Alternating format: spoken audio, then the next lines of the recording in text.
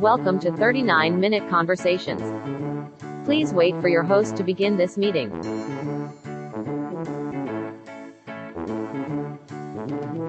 Your meeting is now being recorded. Okay, can you see me? Can you hear me okay? Can you see me? I can hear you. I cannot see you yet. There he is. Hey, man. Maybe I don't need my headphones. Hello. Up to you. Up to you. I mean, I think headphones might be better for the audio quality of the podcast, if that's okay, if they don't bother you. Yeah, I like it. Oh, can you see me still? I can still see you. Okay.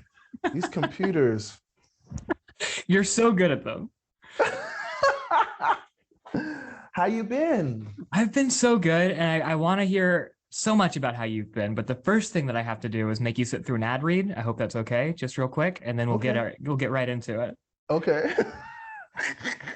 This episode of 39-Minute Conversations is not officially presented by Letterboxd. If you're like me, you watch way too many movies to the point that it's hard to keep track of what you've seen, what you've liked, what you never want to see again. Letterboxd is a great app and social website where you can not only log, rate, and review the movies you've seen, you can read your friends' reviews, see what movies are popular right now, keep up with film news. You can follow great critics like David Sims, David Ehrlich, David Chin, all the Davids, and many, many more, presumably not named David. It's also just a home for movie lovers. In the last few years, a lot of the great movie blogs and websites either shut down or laid off their staffs or started making nothing but clickbait because the internet doesn't let us have nice things anymore. But on Letterboxd, you can still find articles, blogs, interviews, gift guides that include posters, collectibles, action figures, books, and more. If you're a movie fan or have a movie fan in your life, Letterboxd is the first place to check out. Follow Letterboxd on social media, download the app, add me as a friend. That's Letterboxd, made by movie lovers for movie lovers. And then we pause to indicate the ad is over. And then, hello, I am Brian T. Arnold, and this is 39-Minute Conversations, a podcast about reconnecting with old friends and making new ones. But I've only got 39 minutes to do it because I will not be paying for Zoom Pro. My guest today is a mega-talented actor, singer, and dancer. Recently, you may have seen him in that 90s show, Call Me Kat, or Bust Down, or you may have seen him on Broadway, in Memphis, The Little Mermaid, Sweet Charity, or the original ensemble of Wicked. Or maybe you've heard one of his albums. His song Butterfly reached the top 100 of the iTunes R&B chart, and his song Oh Yeah was featured in the web series Open Houses, co-written by and starring me, Brian T. Arnold. If you haven't seen that, don't worry, nobody has. He does it all. He's annoyingly great at all of it. Please welcome Rhett George. Hello. Hello. Thank you for being here. Thank you for having me. Oh my God. That was like a awesome introduction. Oh yeah? Like, I'm humbled. Is that what they say? I'm so humbled. Well, thank you so much. You shouldn't. Wow. Don't be humble. Be proud. Be a little braggadocious. Just let people know what you've done and who you are. I think that's, just own it, man. Own it. Okay. Thank you. Yeah. Hey, you're welcome. It has been way too long. I know. We worked. It has been, yeah, we worked together 2016, 2017, the CBS Diversity Comedy Showcase. During that time, we saw each other pretty much every day for months. We got very close, and then that ended, and we all kind of went our separate ways. And you and I haven't seen each other but maybe a handful of times since then. So yeah, I'm just super excited to see you and catch up. Like instantly, you're just such a light of a human being that every time I see you, I just get like happy. So I'm so glad to be talking with you today. Wow. Thank you. And I feel the same to you. You are always awesome. And every time I see you, it's a joy. I have a memory of us rehearsing in your apartment. Yep. Are you in the same apartment? Same apartment. I remember, right? It was for a sketch. We did a couple sketch rehearsals here. We did a lot of like dance choreography. Yeah. And I think, that was one of my favorite sketches that didn't make the show. It's just going to sound so stupid to just say the title, but it was Dangerous Minds, but with ballet. I don't know if you remember that. It was totally. Go ahead. Wasn't it like we were dancing to a Kanye West song? Oh, I don't remember. I don't know. I don't know cool music. Not that Kanye's cool anymore. But yeah, it's. Uh-oh. Okay. a lot of what this podcast is about is how I've kind of lost touch with people because of the pandemic and just because I've become a bit of a shut-in in this time. And I always like to start with, how have these last few years been for you, and how have you been doing through all of this craziness that we've been living through? Right. Yeah, I mean, okay, so COVID was kind of like, or that whole thing was kind of like the unknown, but then I kind of like, some would say I excelled, or like it sounds crazy. COVID was so good for you. COVID really was good for you. Not excelled, but just found more of myself because, and like, it opened me up to saying, well, we don't know what this is. We don't know if the world is going to blow up. We don't know anything. So you might as well just live and not care about consequences. You know what I mean? I was working at Equinox Gym at the front desk. Maybe I shouldn't say this too loud, but whatever. But, this publicly, but whatever. But that COVID was actually a reason for me to say, maybe I shouldn't go back. Or maybe I shouldn't be stressing about, like, it's over, do something else, or like, try to go to different avenues. So I feel like COVID for a lot of people forced people to like look at things they would not have looked at. Why? Because we were home. Right. And we had nothing to do. So it forced you to open up other doors or open up other thoughts in your mind that you maybe closed off or maybe didn't tap into. That's what I mean. No, I get it. Yeah. I get it. I closed a lot more doors than I opened, but good for you. Okay. I'm glad that you figured that out. I can bleep out the name of the place you worked if you want me to, but otherwise, we can leave it in. Whatever you feel. Okay. I mean, we'll talk about it. We'll figure it out. Well, whatever. Yeah. I'm really excited to talk about, you've had a really wild career in New York and LA, and I really want to talk about, like, I don't know your whole story, and I want to know more about it. So I want to start I know that I did some research. I know that you were raised in Toronto. Wow, you really did your research, bro. Okay. It's what I do, man. Your mom was a Christian singer in the Caribbean. Oh my God. Where did you find that shit? Just on your website, man. Pay attention. Oh, my website that I did myself. Thank you. Well, I had help from a friend, but I'm proud of that website. It's a good website. Yeah, thank you. So your mom was a Christian singer in the Caribbean. She taught you to sing. You were taking singing lessons by age 3. You were taking piano lessons by age 6. You were dancing in competitions around that time. Tap, jazz, ballet, hip hop, acrobatic.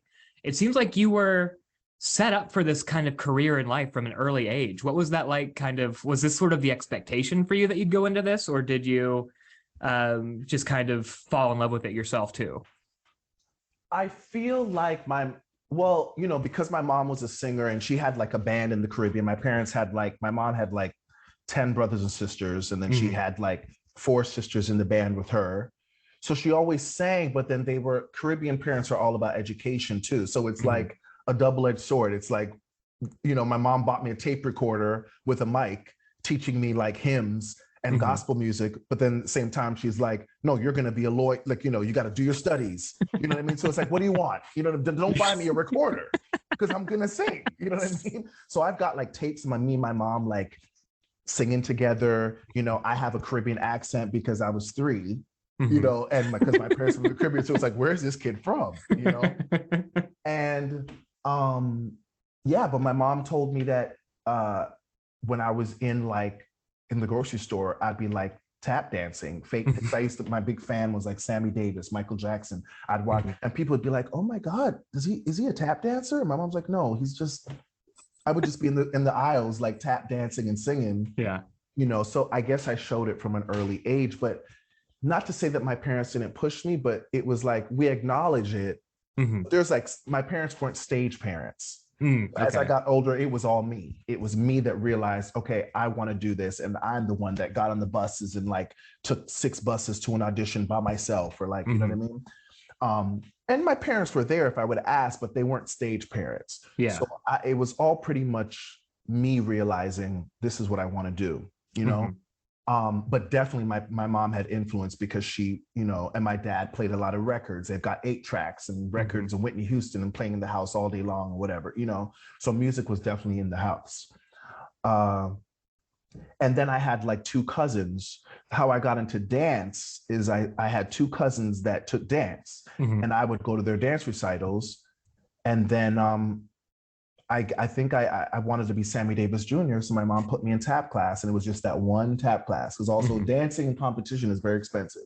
Okay. So in the beginning, my mom was like, "You get one class, and you take it every Saturday." So I went to the day, and then I was like, "Mom, I want to play the piano." So my parents bought me a piano, and that's my only regret is that I pretty much learned the piano by ear.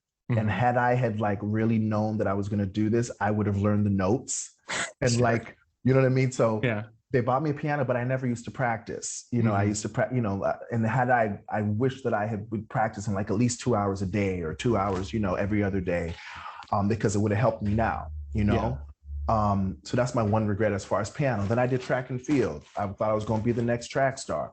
So I was just, because I grew up an only child until I was like, my brother was born much later, like when I was 10. Okay. So, or 13 or something like that. So whatever, 10, 13, whatever. So whatever, same, whatever. It's all same thing. I'm not going to age myself. No, of course not. No. But I'd already developed only child tendencies as far as independency and like doing things on my own. So my parents keep me occupied, just put me whatever I asked, and tried it out. Yeah. And you stuck with most of that. I was the opposite. My parents kept like, I'd always ask to do something. I took guitar lessons. I took like a cooking class. I took karate. And every time I was like, this is hard. I just want to go home and I started like, I would like write and draw. And that was, they let me do that. But like my parents did let me quit a lot of things. And it sounds like you were dedicated early, which is very cool. Yeah, thank you. And also because when you're an only child, I feel like I'm speaking for myself, but it'd be cool to like speak to other like children that grew up by themselves, sort of, where there's just two parents and you kind of have to make things to do to keep yourself occupied, unless your parents are always taking you over to like other family members or friends or whatever. But essentially, you kind of have to make your own. Like, you got to like entertain yourself, I was the baby of the family. I have an older sister, and I had cousins who grew up across the street from me who were mostly older. They had one younger than me, but it was always like, I think I still have like the younger brother syndrome of like, I'm going to tag along. I'm going to do whatever you're going to do. Like that's, so I never made my own fun for a long time. And so I think that's still something that I do is just, what are you guys doing? Can I hang out? Can I join? That's just how I always feel. Yeah. At what point did you move to New York and decide I'm gonna try theater? Because on your website or an interview I read, whatever, all this research, I'm very thorough. You said that you accidentally got into musical theater. What does that mean? Okay. So in Toronto, I was dancing, I was singing, I was doing commercials. And then when I was 16, I really got into singing, where I was like writing songs and like trying to get a record deal, and I had all these dreams, and I would go do demo tapes or whatever. So I thought I was going to be the next Brian McKnight, Brian McKnight, Donnell Jones, Johnny Hathaway, Stevie Wonder. Never knew nothing about musical theater. So I say accidentally because my parents never took me to like, I would hear about and see the commercial, Joseph's playing somewhere or whatever, but I never got into that. And then one day I was downtown and I was 18, I was 17 going on 18. And I had already been like on my own, like going downtown to auditions at a young age already. So that was nothing new.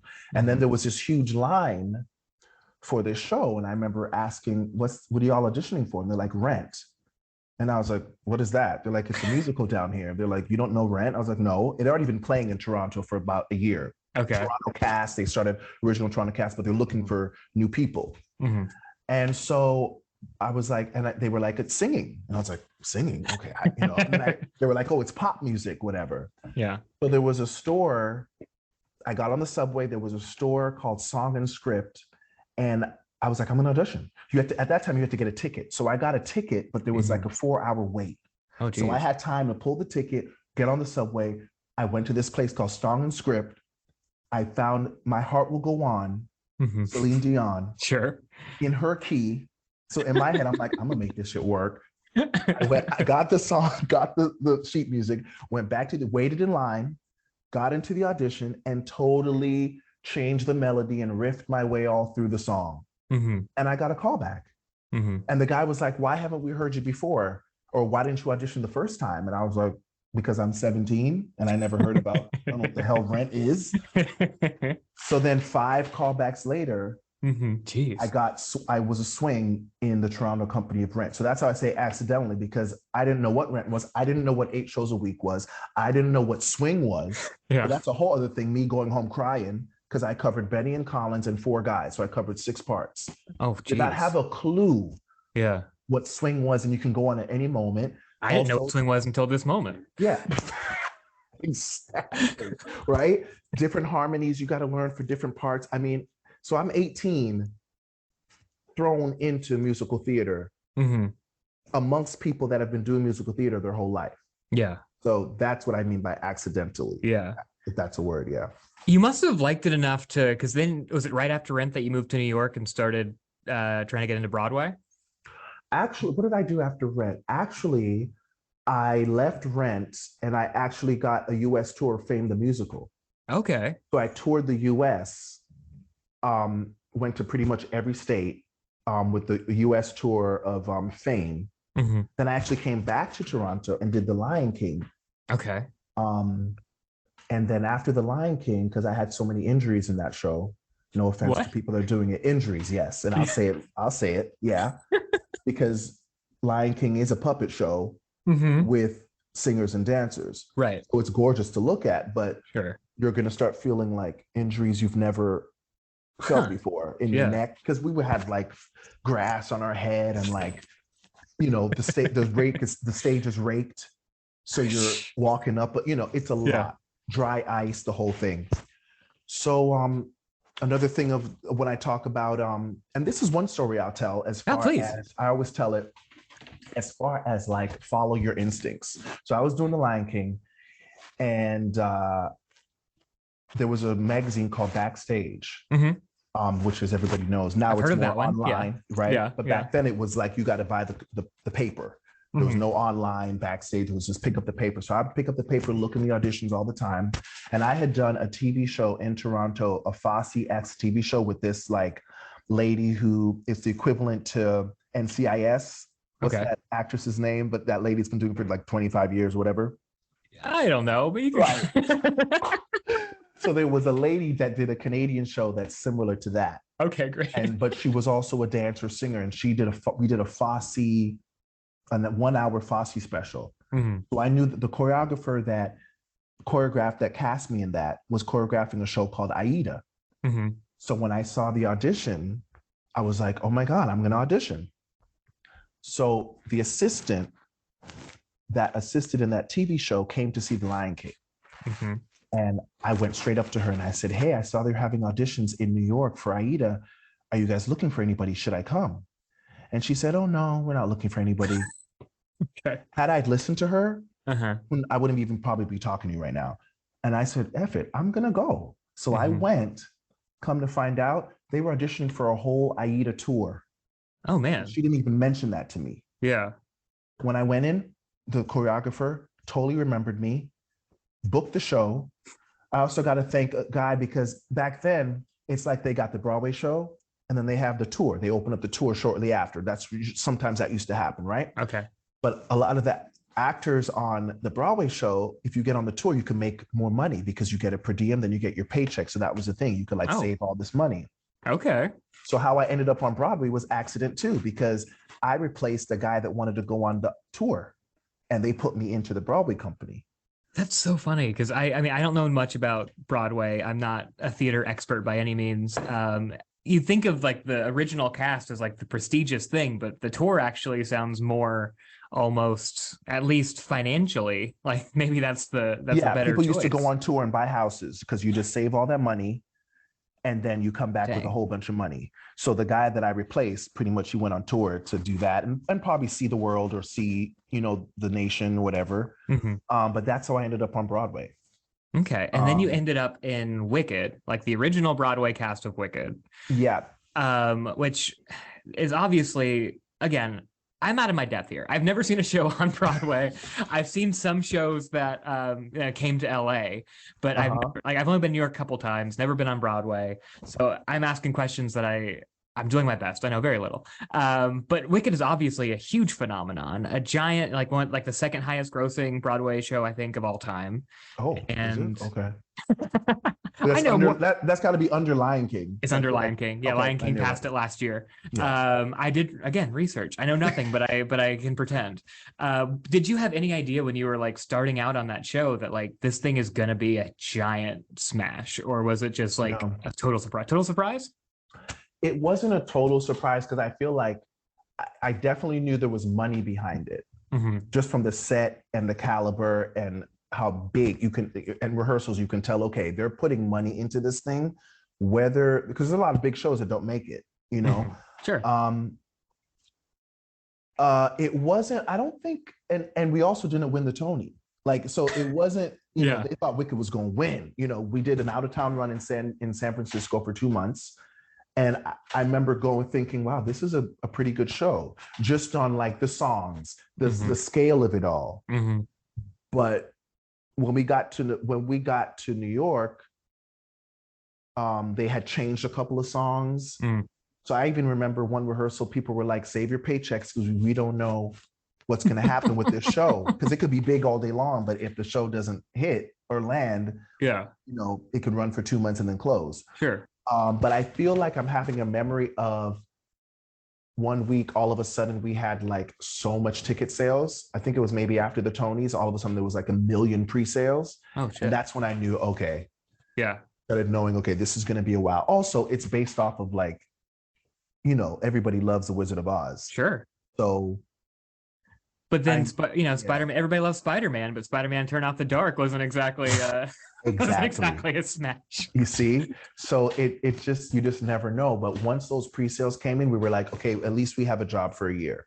And then as we started doing the show more and more, you're like, okay, this is going to be around. This is going to be, you know. But even like now, I'm still like, I remember, because that was 2003.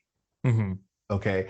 I've worked with a girl who started crying when she found out that I was in Wicked, and I'm looking at her like, this girl's crazy. But to some people that have it's huge for a lot of people. It's huge for a lot of people, you know. So I was like, damn, like this is crazy. She started crying, and I'm like, girl, calm down. But for some people, they grow up with it.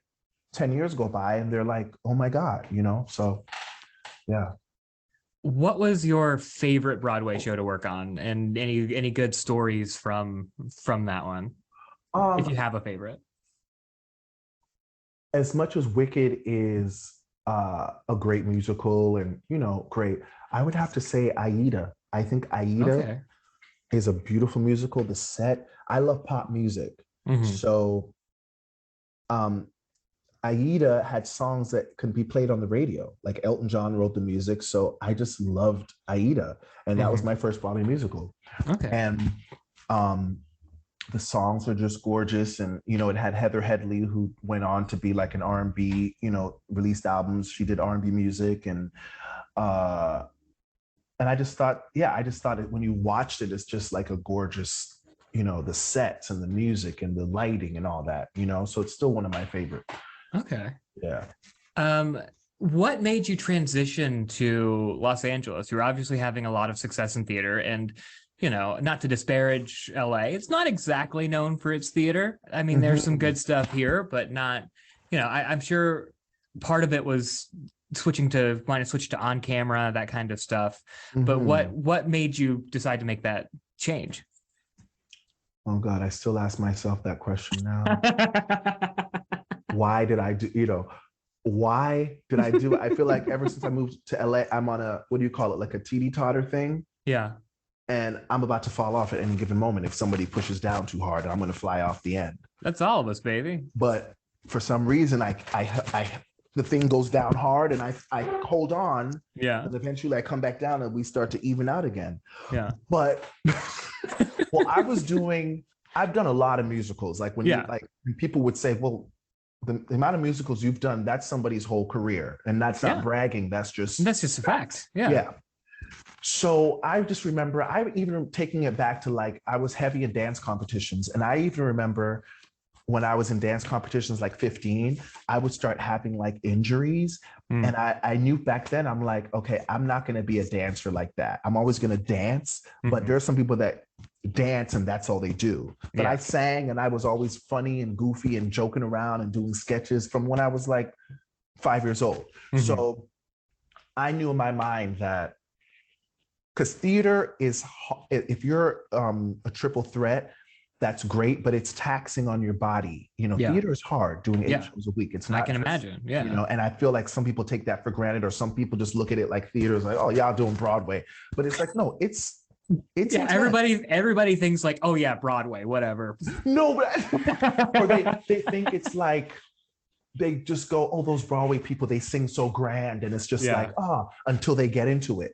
Right. Hence, a lot of these like TV celebrities that go into Broadway shows to sell the tickets, they get a rude awakening when they're in it, and they're like, "This is actually really intense and hard." Yeah.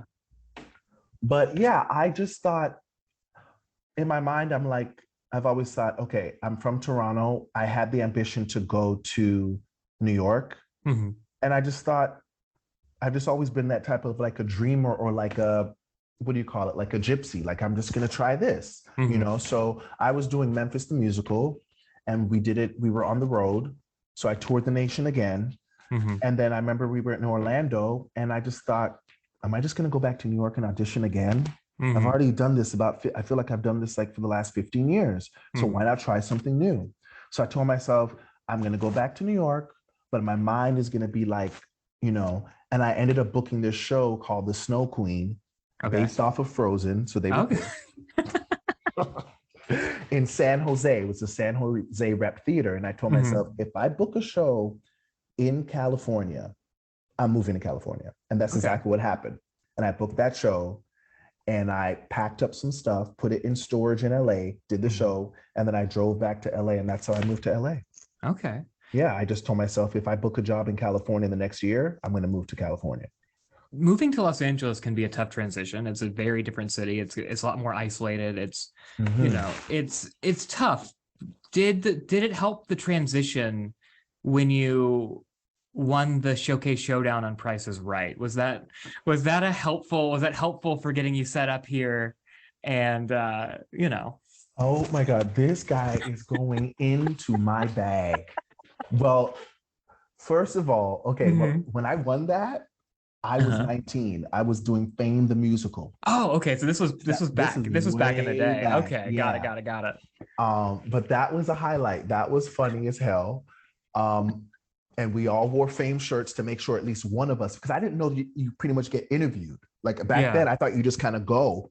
But there's actually a casting person, and they ask, you have to wait in line, and we have to. Oh yeah, I've done it. You've done it. Yeah, I haven't been. I wasn't picked to be on the show, but the one time my parents visited, we waited in line, did the whole thing, tried to look excited the whole time we were in line, so we could get picked, and none of us did. Yeah, and honestly, I think they picked me because of my name.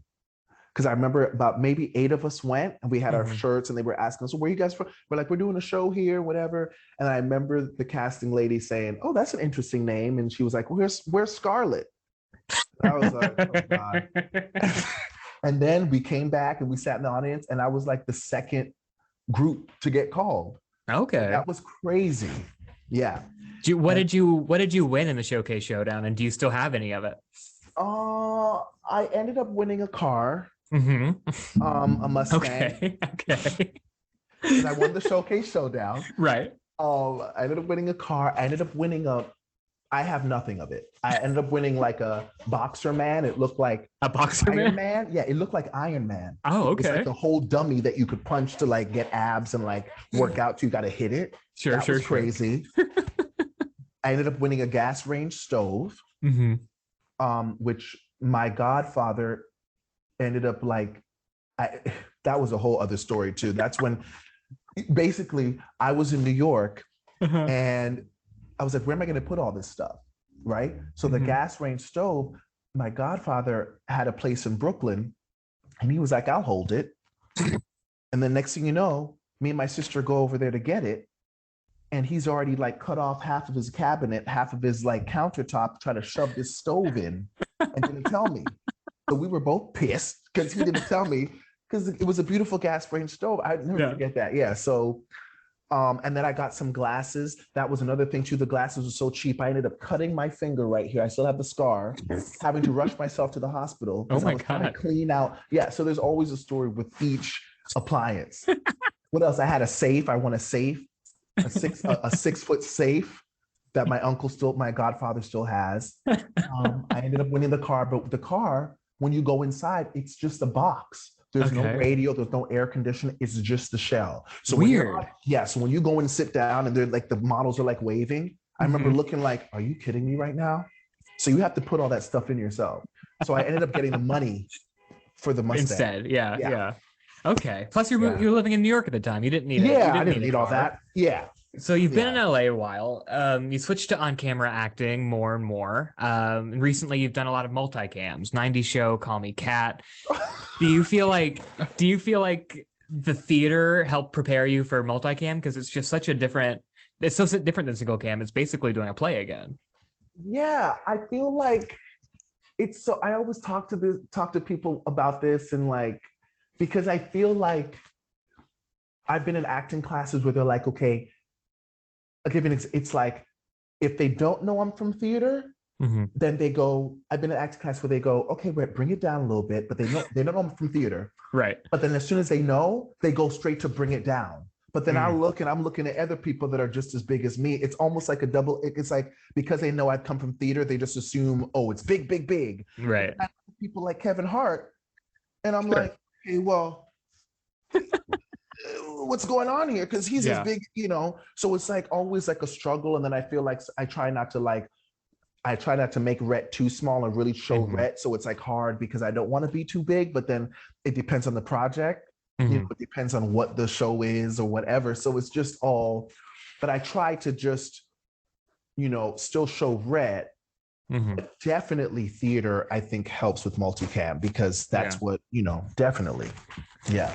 I think the first time anybody's ever called Kevin Hart big. Tiny man, no offense. So you have been a lot of stuff on stage and on screen. You've had great TV credits recently. You've had tons of theater credits, but we're in a business where it's sort of an iceberg where we see the successes up top, and then there's so many no's and so much struggle and so much stuff underneath it. I think of you as this very happy, very like excitable, like just like you're such a great, like I said, like you're a ray of light, but we are in this business where we get told no all the time and it's hard. So how do you stay inspired to keep going during the times that aren't as good? Yeah, I feel like, I don't know if it's God or the energy or ancestors or my great grandfather that had the personality. Like I have my days where I'm like, why did I move to LA? Why did I get in this business? Why didn't I do something else? Because this business is hard. You know what I mean? Because if you're a lawyer, you're always going to have that skill set and no one's going to, it's more of like trying to get into the firm. But here you can be talented as all get out, but you don't get the job or whatever, Yeah. But for some reason, I cannot stay in whatever down for too long. For some reason, I always come out of it and I just keep going and I always look at the next day or whatever, and maybe that's, I don't know, because I know other people that stay in it long, but for some reason I can't. I always find myself to get out and I don't know. And maybe, I can't explain it. I just kind of get out of it. And I just, okay, well, there's another day. Let me just go outside and walk around, get a Starbucks, and then on to the next, and I think it's a thing of like dreaming and keep hopeful, and what's for you is for you. Like, I used to compare myself to other people, especially when I moved to LA and I'm seeing my peers in New York do maybe go up the ladder or do other things. And I'm like, well, I could have been doing that too had I stayed in New York, but this is my path and but then I'm proud of myself because I'm like, no, I took a risk or I did something else, because there's a lot of people in New York that are going from show to show, but I know they're not happy or I know they would love to do other things. So, it's just, this business is all about like ring around the rosy, you just keep going, if that makes sense, if I'm just blabbering, but No, it totally makes sense. It is. yeah. I want. I want more of that energy. I need to be better at that because I can get into like, oh, this project didn't go, this thing, or this we've hit a delay and it'll be a while before we start filming this or whatever. And it's just like, well, why do I bother? A little bit. And you have much more of a, I don't know. It's good that you're able to pull yourself out of that. And I need to learn from you maybe how I can be better about that. One thing that we haven't talked about like your music yet. We're running out of time very quickly. Oh, I know. Wow. It's so awesome talking with you. It's so awesome talking to you. We'll have to do this again in person. Okay. I'm willing to do it, probably outside because I'm still that guy.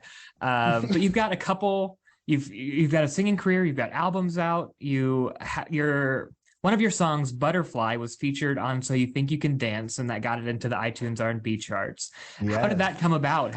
Do you know how that happened, or were you surprised when it happened? Well, okay. Long story short, basically, when I moved to LA, I was dabbling in all these things. So I would go on backstage, I filled out a thing. I saw these producers that were looking for singers, and I just submitted myself.